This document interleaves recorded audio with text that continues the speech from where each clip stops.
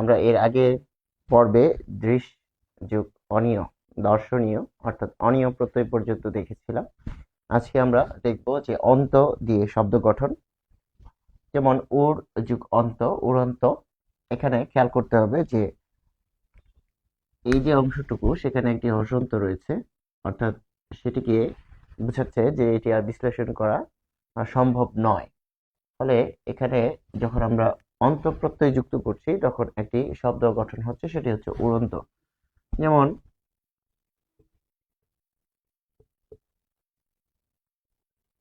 উড়ন্ত এটি বিশেষণ গঠন করছে কিভাবে, যে উড়ন্ত পাখি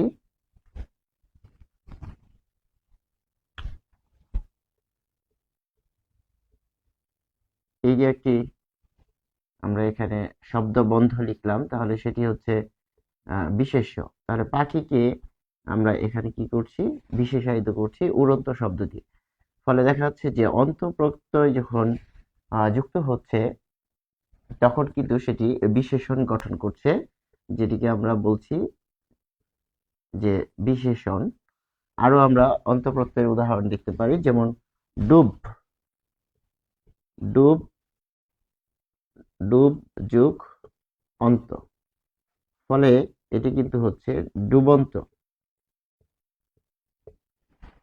ফলে এখানে যদি একটা বাক্য লিখি যে সে ডুবন্ত জাহাজ থেকে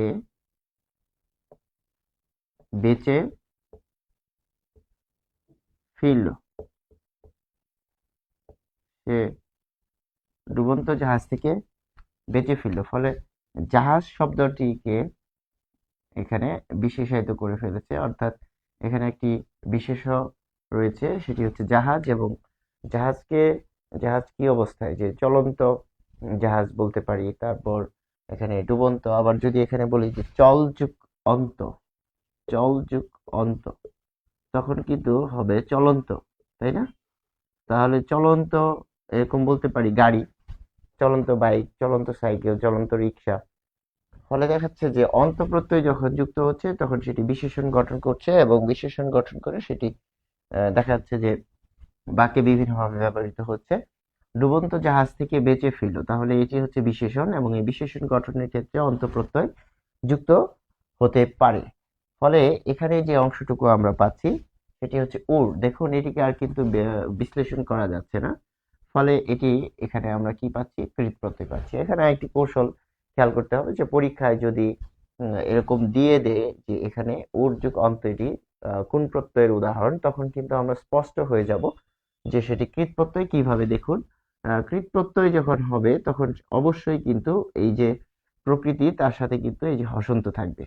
কারণ হসন্ত থাকার অর্থই হচ্ছে যে এটি কিন্তু আর বিশ্লেষণ করা যাচ্ছে না। কিন্তু আমরা যখন নাম শব্দ বা নাম প্রকৃতি বা কোনো একটা শব্দ বা ক্রিয়াপদ খেয়াল করি, সেটাকে কিন্তু বিশ্লেষণ করা সম্ভব। যেমন ধরুন যে চলে, চল যোগ এ সমান সমান চলে। ফলে এটি যে ক্রিয়া, এই যে ভার্ব, সেটিকে বিশ্লেষণ করলে দুটো অংশ পাওয়া যাচ্ছে। এখানে আমরা পাচ্ছি যে চল যুগ এ, অর্থাৎ এটি হচ্ছে ধাতু, আর এখানে হচ্ছে আমরা এখানে প্রত্যয় পাচ্ছি। ফলে এই দুটো অংশ মিলে কিন্তু চলে এই ক্রিয়াপদটি গঠন করছে। যেহেতু এই যে ক্রিয়াপদের মূল অংশ সেটিকে আমরা আর বিশ্লেষণ করতে পারছি না, ফলে সেটি বলেই দিচ্ছে যে এটি কিন্তু ধাতু। ফলে এই যে অংশটুকু সেটি যদি পরীক্ষার হলে দিয়ে দেয়, তাহলে আমরা স্বাভাবিকভাবে এইটুক দেখে আমরা বলে দিতে পারবো যে এটি হচ্ছে কৃত প্রত্যয় হবে। আর তদ্ধিত প্রত্যয় কখন হয়, যখন আমরা একটা নাম শব্দ ব্যবহার করি, তার সাথে যখন প্রত্যয় যুক্ত করি তখন সেটি তদ্ধিত প্রত্যয় হয়। ফলে কৃত প্রত্যয় এবং তদ্ধিত প্রত্যয় চেনার ক্ষেত্রে আমাদেরকে কিন্তু এই জায়গাটুকু বিশেষভাবে হেল্প করতে পারে। এরপর আমরা আরেকটি উদাহরণ এখানে দেখব। আমাদের বইয়ে যে উদাহরণগুলো রয়েছে তার মধ্যে রয়েছে মহযুগ অন্ত, মহযুগ, মহযুগ অন্ত। ফলে এটিও দাঁড়াচ্ছে মহন্ত, এবং এটিও কিন্তু কৃত প্রত্যয়। কারণ খেয়াল করুন যে এখানে যদি আমরা খেয়াল করি তাহলে সেটি স্পষ্ট হয়ে যাচ্ছে যে মহন্ত যখন গঠন হচ্ছে তাহলে মহ, এই যে অংশটুকু মহ, থেমে যাচ্ছে এখানে, মহ যুগ অন্ত, মহন্ত। এরপর আমরা আরো কিছু প্রত্যয় দেখব, যে অম প্রত্যয়, এটি খুব একটা প্রচলিত না, অম। তাহলে এখানে আমরা কি লিখব, যে কড যোগ অম, কড যোগ অম। ফলে এখানে আমরা পাচ্ছি যে কদর্ম। দেখুন যে এই শব্দটি কিভাবে গঠিত হলো। কড, এটিকে যদি আমরা বিশ্লেষণ করি তাহলে আমরা এখানে পাবো যে এটিকে লিখলাম ক, আর এই যে রেফটা সেটিকে আমরা যখন এরকম বিশ্লেষণ করে লিখবো তখন এরকম হবে কড। তারপর দেখুন যে এখানে আমরা পাচ্ছি যে দ হসন্ত, এবং খেয়াল করতে হবে যে এর সাথে যখন সরি অযুক্ত করছি তাহলে কি হচ্ছে। আমরা জানি যে ব্যঞ্জন ধ্বনির সাথে কি রয়েছে, আর স্বর রয়েছে। ফলে এই যে দ হসন্ত এবং এই স্বরে অ, এটি মিলে হবে দ। ফলে আমরা এখানে লিখলাম ক, আর এখানে আমরা এটা লিখে দিলাম। তারপর আমরা এই যে বাকি অংশটুকু সেটা এখানে পাচ্ছি। ফলে কি দাঁড়াচ্ছে, এটা আবার রেফ হিসেবে চলে গেল, রেফ, আর এই দটা এখানে আনলাম, এরপর আমি এই মকে আনলাম। ফলে কড যুগ অম, কর্দম। ফলে এটি অবশ্যই কৃত প্রত্যয়। খেয়াল করুন যে একে কিন্তু আর বিশ্লেষণ করা যাচ্ছে না, বিশ্লেষণ করার কিন্তু উপায় নেই। ফলে এখান থেকেও কিন্তু আমরা বলে দিতে পারি যে এটি হচ্ছে কৃত প্রত্যয়ের উদাহরণ। আরেকটি বিষয় আমরা এখানে দেখব, যে চর যুগ অম। তাহলে এখানে দাঁড়াচ্ছে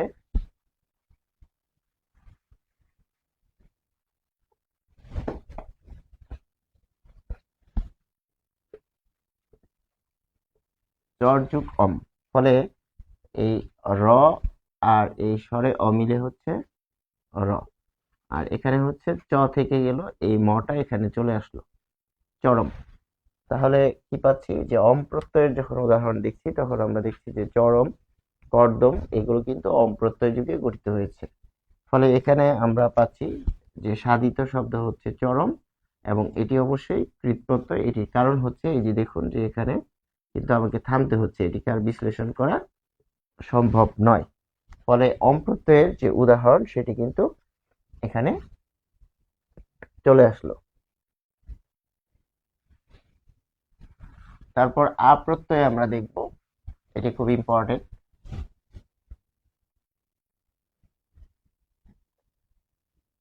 যে আ প্রত্যয়, আ প্রত্যয় যখন যুক্ত হচ্ছে তখন সেটি কি কি শব্দ আমরা গঠন করছি সেটি আমরা দেখব। যেমন বাঘ যুগ আ,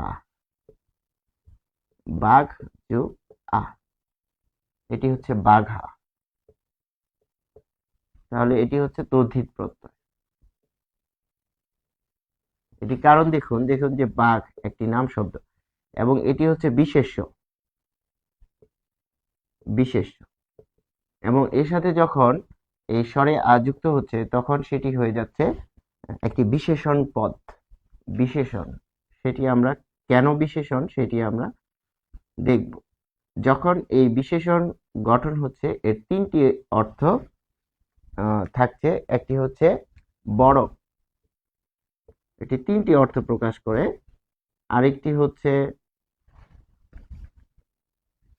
কড়া বা তীব্র, আরেকটি হচ্ছে কড়া বা তীব্র।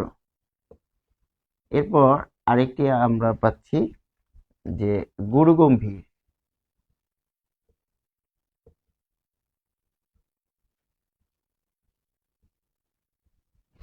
গুরুগম্ভীর।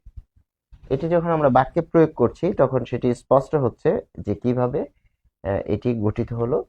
দেখুন যে বাঘা কুকুর যখন আমরা বলছি, রাস্তার ধারে রাস্তার ধারে এখানে আমরা লিখলাম কুকুর দাঁড়িয়ে আছে। ফলে এখানে যদি আমরা বাঘা শব্দটি বসাই, রাস্তার ধারে বাঘা কুকুর দাঁড়িয়ে আছে, ফলে এই যে বাঘা সেটি কিন্তু বোঝাচ্ছে, দেখুন এটি হচ্ছে বিশেষ্য পদ কুকুর, এর সামনে যখন একটি পদ বসাচ্ছি তখন সেটি বিশেষণ হিসেবে কাজ করছে। রাস্তার ধারে বাঘা কুকুর অর্থাৎ বড় একটি কুকুর দাঁড়িয়ে আছে, অর্থাৎ এই যে উদাহরণটি, এই বাক্যের এখানে বাঘা এটি বড় শব্দকে গ্রহণ করছে। আরেকটি বিষয় আমরা যদি বলি যে জুন মাসে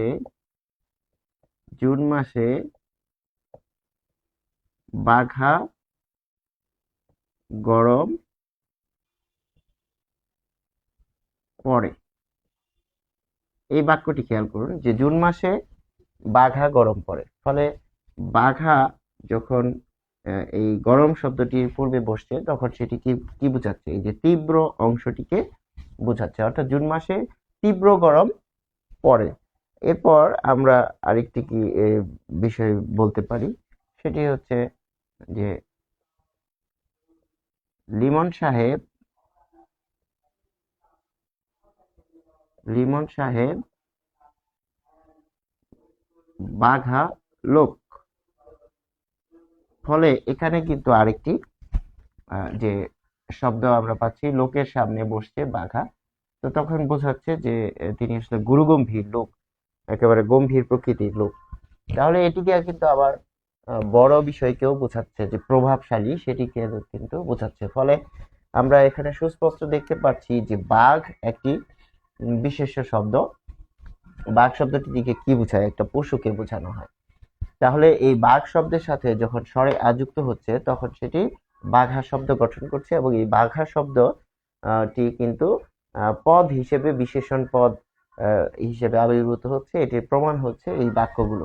রাস্তার ধারে বাঘা কুকুর দাঁড়িয়ে আছে, তাহলে দাঁড়িয়ে আছে, এই যে কুকুর যে দাঁড়িয়ে আছে তার পূর্বে বাঘা দিয়ে আমরা বোঝাচ্ছি যে এখানে একটি বড় কুকুর দাঁড়িয়ে আছে। তারপর এখানে যে বিশেষণ শব্দটি গঠিত হচ্ছে বাঘা, সেটির কিন্তু তিনটি অর্থ রয়েছে। একটি হচ্ছে বড়, অর্থাৎ বাঘা কুকুর বলতে বড়কে বোঝাচ্ছে, আর জুন মাসে বাঘা গরম পড়ে এটি দিয়ে বোঝাচ্ছে যে তীব্র বা কড়া গরম পড়ে। আরেকটি হচ্ছে গুরুগম্ভীর, লিমন সাহেব বাঘা লোক অর্থাৎ গুরুগম্ভীর লোক বা ভদ্রলোক, সেটিকে বোঝানো হচ্ছে। ফলে আ প্রত্যয় যখন আমরা যুক্ত করছি তখন কিন্তু এটি কি কি গঠন করছে, যে দেখা যাচ্ছে আ প্রত্যয় যোগ করার ফলে সেটি কিন্তু বিশেষণ হয়ে যাচ্ছে। ফলে খুব গুরুত্বপূর্ণ একটি প্রত্যয় হচ্ছে স্বরে আ।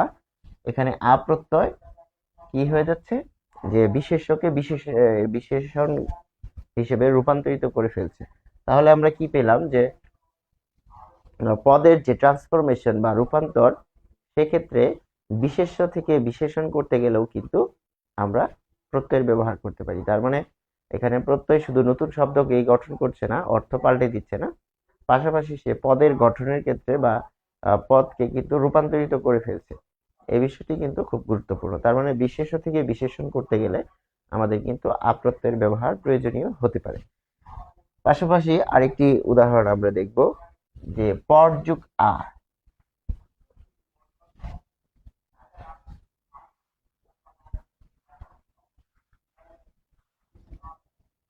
এখানে আমরা দিব পর যুগ আ, পড়া। তাহলে দেখুন এটি একটি ক্রিয়া বা কাজকে গঠন করছে, এবং এটি অবশ্যই কৃত প্রত্যয় হবে, কারণ হচ্ছে এটি হচ্ছে ক্রিয়ামূল বা ধাতু। যেমন এর সাথে পর যোগ এ প্রত্যয় যোগ করলে পরে ভার্ব হবে, পর যোগ এখানে আ, পড়া, সেটিও কিন্তু এখানে ভার্ব হচ্ছে। আবার যখন বলছি পর যোগ অন্ত, তখন কিন্তু পরন্ত শব্দ গঠন হচ্ছে। দেখুন সব ক্ষেত্রে কিন্তু মূল ধাতু হচ্ছে এখানে পর। তাহলে এই পর একটি ধাতু যার সাথে বিভিন্ন রকম প্রত্যয় গঠন করে বিভিন্ন রকম এখানে পদের গঠন হয়। এটি হচ্ছে ভার্ব, এটি হচ্ছে ভার্ব, এটি হচ্ছে অ্যাডজেক্টিভ। যেমন পড়ন্ত বিকেল, পড়ন্ত, পড়ন্ত বিকেলে, পড়ন্ত বিকেলে একবার এসো। ফলে বিকেলকে বিশেষায়িত করছে কেমন বিকেল, অর্থাৎ গোধূলি কাছাকাছি সময়ে বিকেলের শেষ পর্যায়ে একবার এসো বা বেড়াতে এসো। ফলে আমরা দেখতে পাচ্ছি যে পর এখানে একটা গুরুত্বপূর্ণ ভূমিকা পালন করছে, যেটিকে আমরা বিশ্লেষণ করতে পারছি না। মূলত আমরা এখানে বিশ্লেষণ করলে পরকে পাবো, এখানে বিশ্লেষণ করলে পরকে পাবো। আমরা কিন্তু পড়েছিলাম যে ভার্বকে যদি আমরা বিশ্লেষণ করি তাহলে এখানে কি পাবো, ধাতু পাবো, আর এখানে কিন্তু বিভক্তি পাবো। তার মানে বিভক্তির ক্ষেত্রে আমরা দেখতে পাচ্ছি যে যেটা ভার্বের ক্রিয়ার মূল অংশের সাথে যুক্ত হচ্ছে সেটি ক্রিয়া বিভক্তি বলা হচ্ছে। আবার প্রত্যয় এক্ষেত্রে আমরা বলছি যে যদি ভার্ব হয়ে থাকে তাহলে সেটি আবার কিন্তু এখানে দেখা যাচ্ছে প্রত্যয় হতে পারে। ফলে এখানে আমরা দেখতে পাচ্ছি যে আ প্রত্যয় যখন যুক্ত হচ্ছে তখন ক্রিয়ামূলের সাথে এটি কিন্তু কি গঠন করছে, সে ক্রিয়াও গঠন করে থাকে।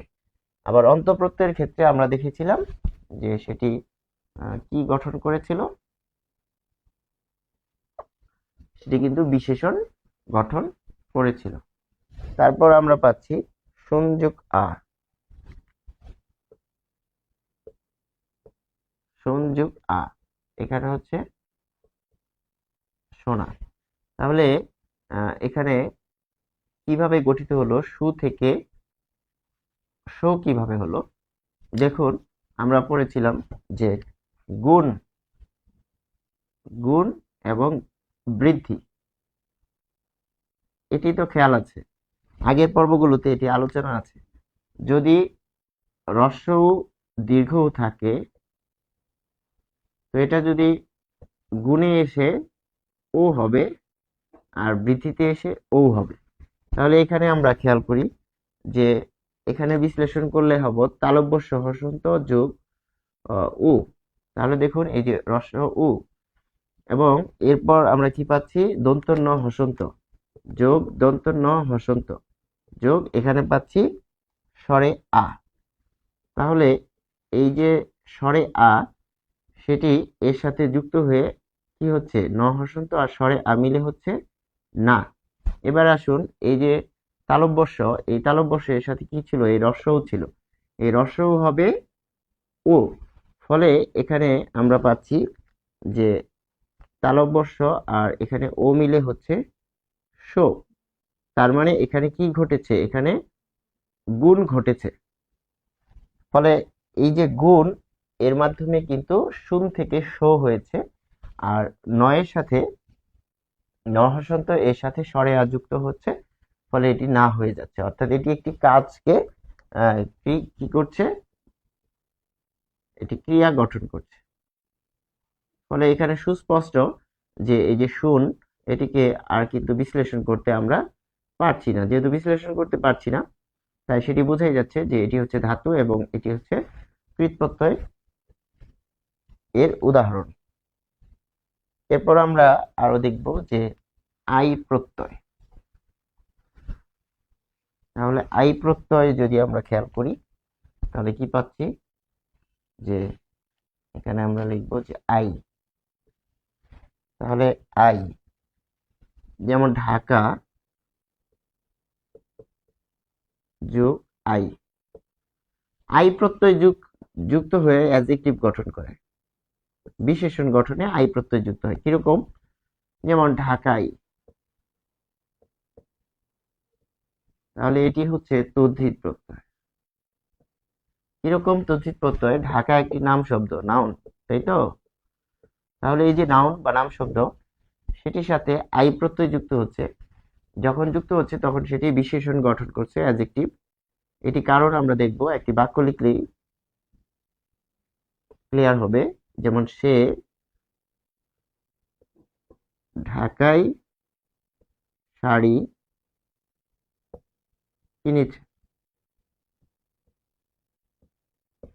খেয়াল করুন যে এখানে শাড়ি যখন আমরা বলছি, এটি হচ্ছে নাউন বা বিশেষ্য। তাহলে এই নাউনের পূর্বে যখন আমরা কি করছি, ঢাকাই শব্দটা বসাচ্ছি, তখন সেটি স্পষ্টত সব শাড়িকে থেকে আলাদা করে ফেলেছে। শাড়ি বললে পৃথিবীর সব শাড়িকেই বোঝানো হচ্ছে, কিন্তু যখন বলছি ঢাকাই শাড়ি, শুধুমাত্র ঐতিহ্য, যে ঢাকার একটা ঐতিহ্য রয়েছে, সেটিকে বোঝানো হচ্ছে।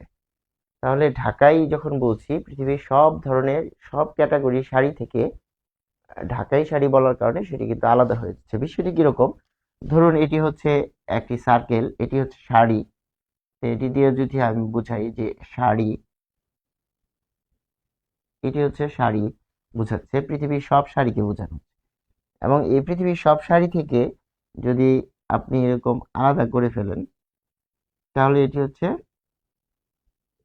ঢাকাই শাড়ি। তাহলে কি করলেন, শাড়ির পূর্বে একটি শব্দ এসে সেটিকে আলাদা করে ফেলেছে, অর্থাৎ এখানে পুরোটা অংশ জুড়ে ছড়ানো ছিটিয়ে ছিল, সেটিকে আমরা এখানে স্পষ্ট করে আলাদা করে ফেললাম, অর্থাৎ বিশেষায়িত করে ফেললাম।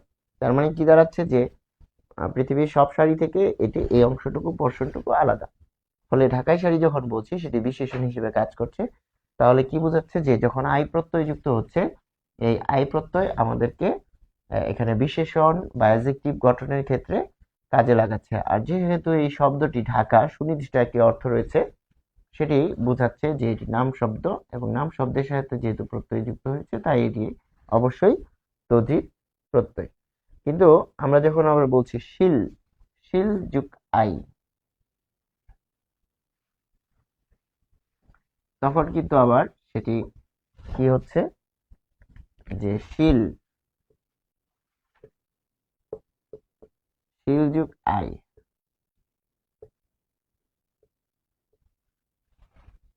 সেটি হচ্ছে সিলাই। তাহলে এই যে দেখুন, আগেরটা কি ছিল, ঢাকা, আর এখানে কি আছে, শিল।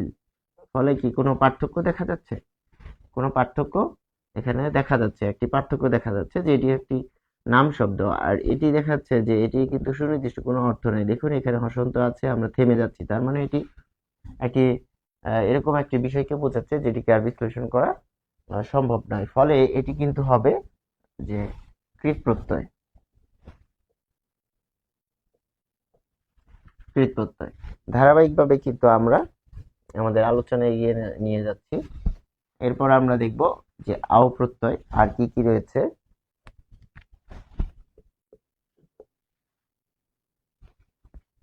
যে আও প্রত্যয়, এখানে আমরা পাচ্ছি ঘির, দেখুন থেমে যাচ্ছি,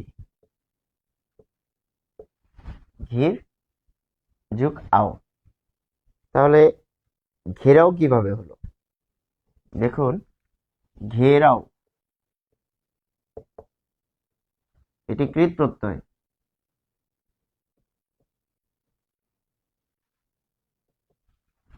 এখানে খেয়াল করতে হবে যে ঘির যে শব্দটি রয়েছে, দেখুন এখানে হসন্ত রয়েছে, এটি কিন্তু আর কোনোভাবেই বিশ্লেষণ করা বা বিভাজন করা কোনোভাবেই সম্ভব নয়। এখন প্রশ্ন হচ্ছে, রস্বই আছে, তাহলে এটাকে যদি যুক্ত করি, র হসন্ত আর স্বরে আ মিলে হবে রা।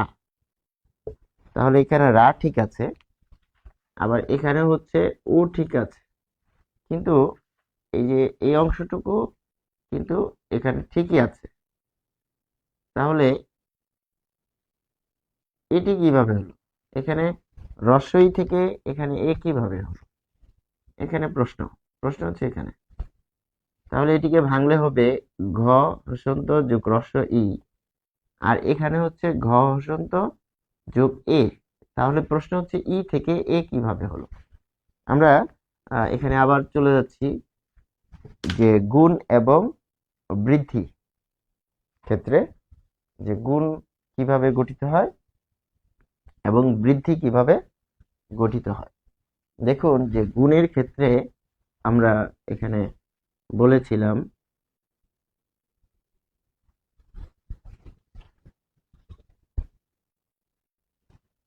যে গুণ বৃদ্ধি কখন গুণ হয়, কখন বৃদ্ধি হয়। তো আমরা জানি যে রস্বই দীর্ঘই যদি থাকে, রস্বই এবং দীর্ঘই থাকবে, তাহলে রস্বই দীর্ঘই থাকলে গুণের ক্ষেত্রে কি হয়, এ হয়। আর যখন আমরা বৃদ্ধির ক্ষেত্রে কিন্তু আমরা পেয়ে থাকি ওই হয়। ফলে ঘিরাও থেকে যখন আমরা পাচ্ছি যে গুণ এবং বৃদ্ধি, এই রস্বই যখন কৃত প্রকৃতিতে আমরা পাচ্ছি রস্বই বা দীর্ঘই, এটি গুণের ক্ষেত্রে হবে এ আর বৃদ্ধির ক্ষেত্রে হবে ওই। তাহলে এ ওই কখন হয়, তার মানে গুণ হয়েছে। তাহলে এই যে এখানে আমরা পাচ্ছি রস্বই, এই রস্বই যে এ হয়েছে এখানে এই গুণের কারণে সংঘটিত হয়েছে। তাহলে এখানে খুব সুস্পষ্ট যে র হর্ষন্ত এবং স্বরে আ মিলে রা, আর এখানে হচ্ছে ঘে, ঘেরাও, তার মানে গুণ সংঘটিত হয়েছে। আশা করি আমরা বুঝতে পেরেছি। এবং আমরা এখানে খেয়াল করব যে প্রশ্নে যখন আসবে, প্রশ্নে তো এই অংশ আসতে পারে যে ঘেরাও শব্দটি প্রকৃতি প্রত্যয় কোনটি। প্রশ্ন আসবে কিন্তু এভাবে আসবে না, প্রশ্ন এভাবে আসবে, এখান থেকে আসবে। তার মানে দেখুন যে আমরা নিয়ম লিখেছি এইভাবে, কিন্তু প্রশ্নে আসতে পারে এইভাবে। ফলে আমরা কোথাও যদি ওই পেয়ে থাকি, তাহলে তার পরিবর্তে আমরা রস্বই বা দীর্ঘই আনবো। আবার এ পেয়ে থাকলেও রস্বই বা দীর্ঘই আনবো। যেমন ঘেরাও, এই দিক থেকে যদি দেখি ঘেরাও, তখন আমরা লিখবো ঘির যোগ আও। কারণ কি, এখানে আছে এ, এ থাকলে রস্বই বা দীর্ঘই দিয়ে আমরা আনবো। ফলে কিন্তু আমরা খুব সহজেই সেটি পেয়ে যাব। এরপর আমরা আন প্রত্যয় দিয়ে দেখব যে আন প্রত্যয় কি বলছে।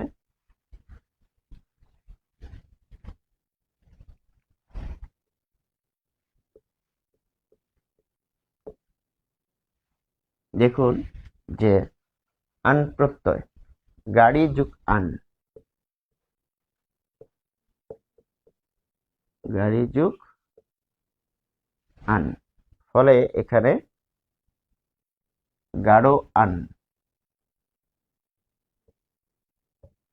গাঢ় আন।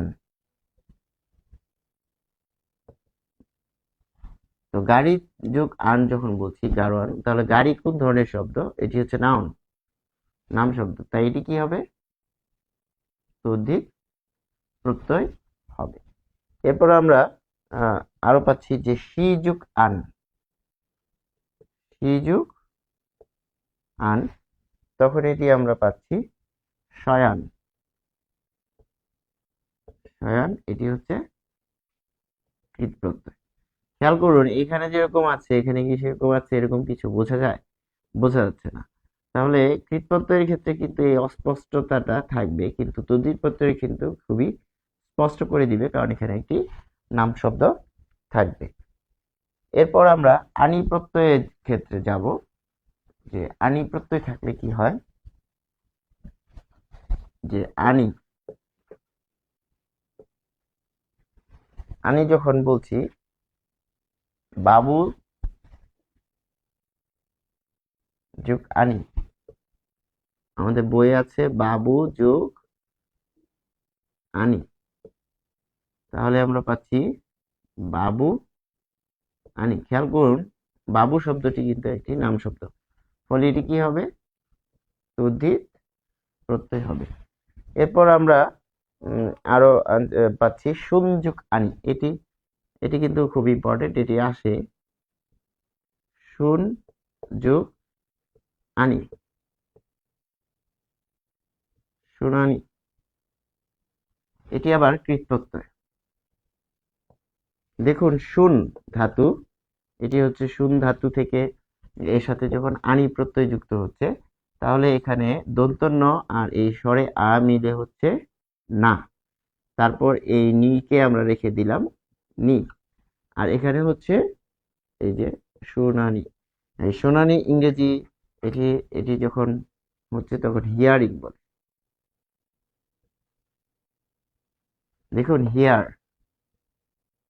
যখন আমরা বলছি হিয়ার তখন এটি হচ্ছে ভার্ব, এটি হচ্ছে শোনা অর্থাৎ একটা কাজ। কিন্তু যখন বলছি যে হিয়ারিং শুনানি, যেমন আদালতে আদালতে শুনানি চলছে, তাহলে এই যে আদালতে যে দুইটা পক্ষ কথা বলে কোনো মামলা বা মোকদ্দমা বিষয়ে, সেটি হচ্ছে হিয়ারিং বা শুনানি। যখন আনি প্রত্যয় যুক্ত হচ্ছে তখন কিন্তু বিশেষ্য গঠন হচ্ছে। তার মানে আনি প্রত্যয় কি গঠন করে? আনি প্রত্যয় বিশেষ্য গঠন করে, বিশেষ্য পদ গঠন করে। খেয়াল করুন যে যখন আমরা বলছি যে শুনানি চলছে, তার মানে এটি কিন্তু নাউনকে বোঝাচ্ছে। যখন বলছি সে শুনছে, শুনছে, এটি তখন কাজ, ভার্ব। যেমন এই যে গান শোনা, কথা শোনা, তো এই যে এখানে আমরা লিখছি এটি কিন্তু ভার্বকে নির্দেশ করে। তাহলে এই ভার্ব থেকে আমরা এটিকে কি বিশেষণ গঠন, বিশেষ্য গঠন করছি, বিশেষ্য গঠন করছি। এবং এটি কিভাবে সম্ভব হলো? এটি এই যে আনি প্রত্যয় রয়েছে, এই আনি প্রত্যয়ের কারণে সেটি সম্ভব হলো। তাহলে খেয়াল করতে হবে আনি প্রত্যয় বিশেষ্য গঠনের ক্ষেত্রে কাজ করছে। তারপরে আছে আনো প্রত্যয়, আনো।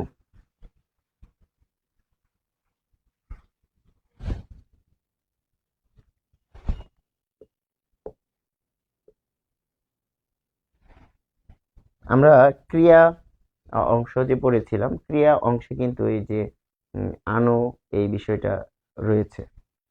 তো ক্রিয়ার ক্ষেত্রে যখন আমরা পড়েছি যে সংযোগ ক্রিয়া, তারপর দেখা যাচ্ছে যে আমরা জানি যে যৌগিক ক্রিয়া, তারপর এখানে প্রযোজক ক্রিয়া, এই বিষয়গুলোতে কিন্তু নাম ক্রিয়া গঠনে কিন্তু এই যেরকম আনো এই একটা বিষয় কিন্তু খুব জোরালো ভাবে কাজ করে। তো আমরা সেদিকে আর যাচ্ছি না, আমরা এখন আনো প্রত্যয়টা আমরা দেখছি যে বেত যুগ আনো, বেত যুগ আনো, তাহলে এটি হচ্ছে বেতানো। তাহলে কি এটি কিন্তু নাউন বা নাম শব্দ, যেহেতু এটি নাউন বা নাম শব্দ তাই এটি কি তদ্ধিত প্রত্যয় হবে।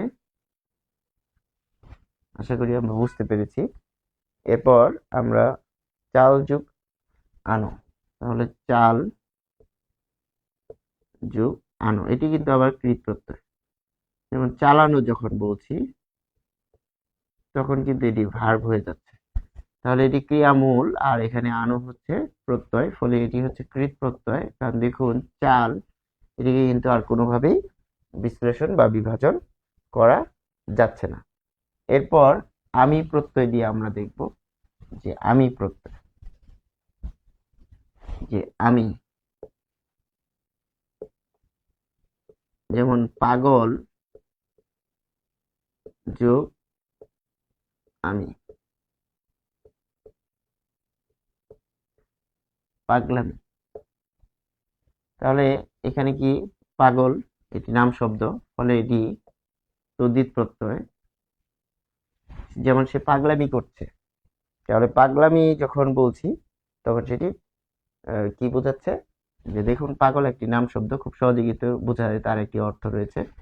তারপর হচ্ছে ছেলে, ছেলে যোগ আমি, ফলে ছেলেমি এরকম বলা যায়। আমরা অনেক সময় বলি যে তুমি ছেলেমি করো না, তাহলে এটিও কিন্তু তদ্ধিত প্রত্যয়। দেখুন পাগল, এখানে ছেলে, খুব সুস্পষ্ট ভাবে কিন্তু অর্থযুক্ত একটি শব্দ, অর্থাৎ নাম শব্দ বা নাউন এখানে আমরা পাচ্ছি। এর সাথে যখন আমি প্রত্যয় যুক্ত হচ্ছে তখন সেটি কিন্তু বোঝাচ্ছে পাগলামি এবং ছেলেমি, ফলে এটি সুস্পষ্টভাবে তদ্ধিত প্রত্যয়ের উদাহরণ। এরপর আমরা আরো পাচ্ছি আড়ি প্রত্যয়। আড়ি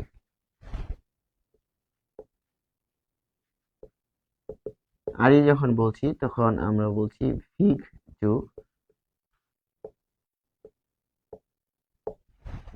যুগ আড়ি, ভিখারি। তাহলে এটি হচ্ছে ভিখারি। এখানে ভিক মানে ভিক্ষা, তাই তো? তাহলে এটা তদ্ধিত প্রত্যয়। দেখুন যে ভিক্ষা করা, তাহলে ভিক্ষা করা কার কাজ? ভিখারির কাজ। এটি কিন্তু এখানে নাম শব্দ একটি নাউন গঠন করছে, ফলে আড়ি প্রত্যয় কিন্তু এখানে বিশেষ্য পদ গঠন করছে। আর এটি ভিক দিয়ে বোঝাচ্ছে যে ভিক্ষা করা, অর্থাৎ কোনো কিছু কারো কাছ থেকে একবার হাত পেতে নেওয়া, সেটি হচ্ছে ভিক্ষা। ফলে আমরা এখানে দেখতে পাচ্ছি যে তদ্ধিত প্রত্যয়ের একটি উদাহরণ ভিখারি। আর হচ্ছে ধুনযুগ আড়ি, ধুনারি, এটি খেয়াল করতে হবে, এটি অনেকেই জানে না এটির অর্থ কি। ধুনযুগ আড়ি, এবং এই ধুন অর্থ কি? ধুন অর্থ হচ্ছে তোলা। তাহলে ধুনারি যখন আমরা বলছি, এই শব্দটি এখানে গঠন করছে ধুনারি। তাহলে ধুনারি শব্দটি আমরা ব্যাখ্যা করে দেখব যে ধুনারি দিয়ে এটি তদ্ধিত প্রত্যয়কে বোঝাচ্ছে। দেখুন, ধুন যখন আমরা বলছি তখন সেটি যে অর্থটা যদি আমরা বুঝে থাকি, জেনে থাকি, তখন সেটি কিন্তু স্পষ্ট যে এটির অর্থ হচ্ছে তুলা। ফলে এটি কিন্তু একটা নাউন বা নাম শব্দ। যেহেতু নাউনের সাথে প্রত্যয় বসেছে, তাই এটি তদ্ধিত প্রত্যয়। এখন ধুনারি কাকে বলে? যে এখন তো শীতকাল চলছে, তো এখন মানুষ লেপ কাঁথা এগুলো বেশি বানাতে দেয়। তো দেখবেন যে যারা লেপ তোশকের দোকানে গিয়েছেন বা সেদিক দিয়ে গেলে খেয়াল করবেন যে তারা প্রথমে একটা ফ্রেম, কাপড়ের ফ্রেম তৈরি করে নেয় যে কি সাইজ হবে লেপ বা তোশকের, সেটির মধ্যে তারা ওজন দিয়ে তোলা ভরে থাকেন। ভরে থাকার পরে বা সেই তোলাগুলোকে আগেই কিন্তু তারা এরকম বড় কাঠি দিয়ে এরকম কি করেন, এরকম পিটিয়ে থাকেন, পিটিয়ে সেগুলোকে ছাড়ানো হয়। এবং কাপড়ের ভিতরে ভরার পরেও তারা এরকম করে কিন্তু বাড়ি দিয়ে থাকেন, বাড়ি দিয়ে সেগুলোকে ছাড়িয়ে নেন, যেন সব দিকে আসলে সমানভাবে তুলাটা এখানে দেওয়া যায় এবং বসিয়ে দেওয়া যায়। তাহলে সেই সব লোক যারা লেপ তোশক তৈরি করেন এবং সেগুলোকে তুলাগুলোকে বাড়ি দিয়ে আগে চতুর্দিকে সমানভাবে দিয়ে পরে সেগুলো কিন্তু সেলাই করেন, তাদেরকে বলা হচ্ছে ধুনারি। আশা করি আমরা বুঝতে পেরেছি। অর্থাৎ যে ব্যক্তি তুলা ছাটায়, ধুনারি বলতে বোঝানো হচ্ছে যে ব্যক্তি তুলা ছাটায়। তাহলে এখানে কিন্তু খুব সুস্পষ্ট ভাবে দাঁড়ালো যে এটি আসলে তদ্ধিত প্রত্যয়ের উদাহরণ। তারপর আমরা আরু প্রত্যয় দিয়ে দেখব।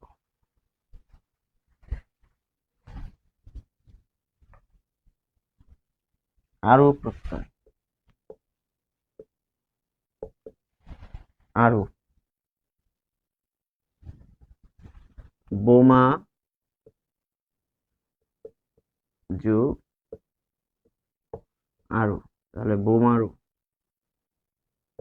এখানে দেখুন বোমা একটি নাম শব্দ, ফলে এটি তদ্ধিত প্রত্যয়। দেখুন আরু প্রত্যয় যখন গঠিত হচ্ছে তখন সেটি বিশেষণ গঠন করছে, বিশেষণ পদ গঠন করছে। কেন গঠন করছে? যে বোমারু যদি বলি মাথার উপর দিয়ে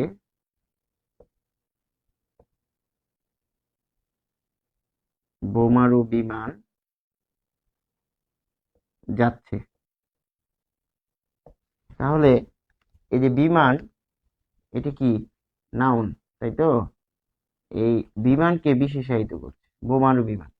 আপনি যদি বলেন যে যাত্রীবাহী বিমান যাচ্ছে, মাথার উপর দিয়ে যাত্রীবাহী বিমান যাচ্ছে, তাহলে বিমান কে বিশেষায়িত করে ফেলা হলো, অর্থাৎ যে বিমান যাত্রী পরিবহন করে সেটি হচ্ছে যাত্রীবাহী বিমান। তার মানে যাত্রীবাহী এখানে বিশেষণ, কারণ নাউনের আগে সে বসেছে। আবার বোমারু বিমান, তার মানে বিমানকে আমরা যদি ক্যাটাগরি করি যে এটি হচ্ছে বিমান, তাহলে এখানে যদি আমরা বলি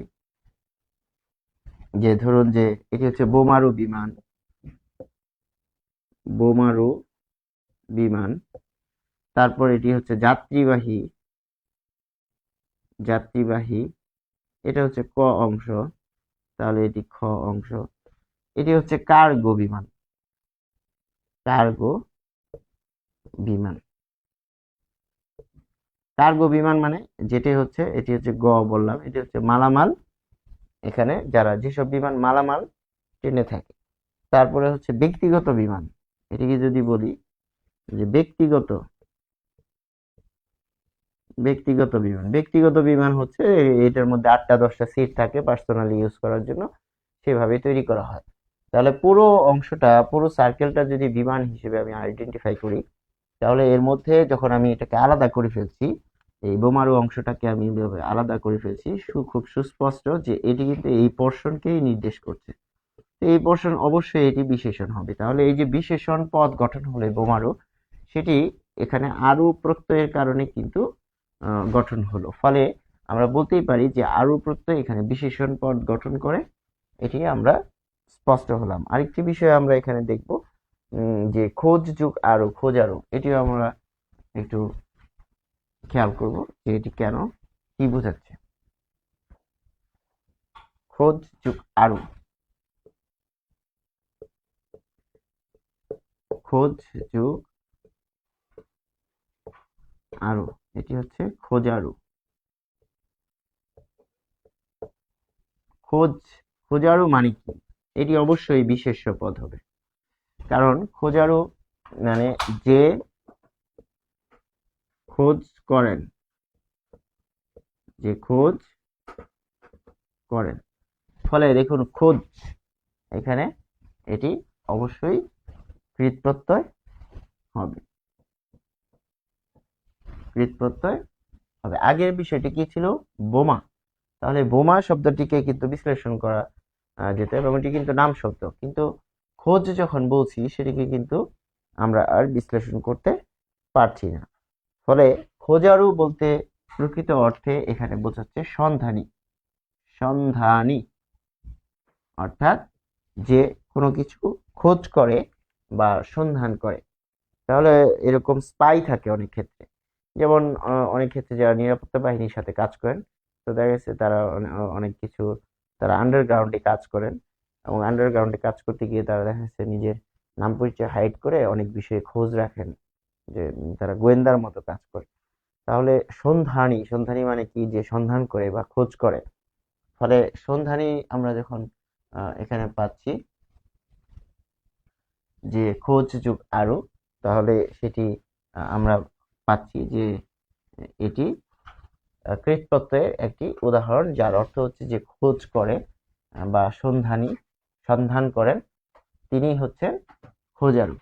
আশা করি আমরা বুঝতে পেরেছি, এবং আজকের ক্লাসে এর মাধ্যমে কিন্তু আমরা তৃতীয় পর্ব শেষ করলাম। আর অনেকগুলো পর্ব আসবে, কারণ আমরা খুব ধীরে ধীরে এবং জেনে বুঝে, প্রত্যেকটি প্রকৃতি প্রত্যয় জেনে বুঝে আমরা আগাচ্ছি, যেন শিক্ষার্থীদের মুখস্থ না করতে হয়। এবং আমরা জেনে বুঝে অর্থ যদি আমরা বুঝে প্রকৃতি প্রত্যয়গুলো একটু কষ্ট হলেও পড়ে থাকি, এরপর কিন্তু সেগুলো মাত্র একবার রিভিশন দিলেই ক্লিয়ার হয়ে যাবে। আমাদের এর আগেও কিন্তু 2টি ক্লাস হয়েছে, সেই ক্লাসগুলোর দিকেও আমরা খেয়াল রাখতে পারি। আশা করি শিক্ষার্থীদের কাজে লাগবে। সবাইকে ধন্যবাদ। আসসালামু আলাইকুম।